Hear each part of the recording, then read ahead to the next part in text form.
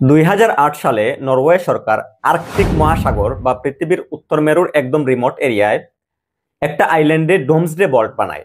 ডোমসডে vault হচ্ছে একটা storage facility যেখানে রাখা হবে দুনিয়ার সব ধরনের গাছপালা, শাকসবজি ও ফল ফ্রুটের বীজ। এখানে সব ধরনের বীজ রাখার কারণ হচ্ছে যদি কখনো দুনিয়াতে কোনো বিপর্যয় তৈরি হয়, পারমাণবিক যুদ্ধ শুরু হয়ে যায় কিংবা কোনো অ্যাস্ট্রয়েড পৃথিবীতে আঘাত করে পৃথিবীর বিশাল একটা অংশ ধ্বংস হয়ে যায়, তাহলে পৃথিবী থেকে যেন কোনো ধরনের গাছপালা, শাকসবজি কিংবা ফল ফ্রুট একদমই বিলুপ্ত হয়ে না যায়।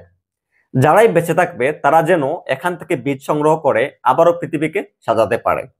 এই স্টোরেজ ফ্যাসিলিটি একটা বড় পাহাড়ের 150 মিটার নিচে বানানো হয়েছে। এটার ভিতরে যেতে হলে একটা টানেলের মাধ্যমে যেতে হবে এবং এটার দরজা অনেক বড় একটা বরফের আস্তরণে ঢাকা, কারণ এখানে সবসময় -18 ডিগ্রি সেলসিয়াস রাখা হয়। তথ্যবহুল এই ভিডিওটি ভালো লাগলে অবশ্যই শেয়ার করবেন, আমাকে ফলো করে আমার পাশে থাকবেন। ধন্যবাদ সবাইকে।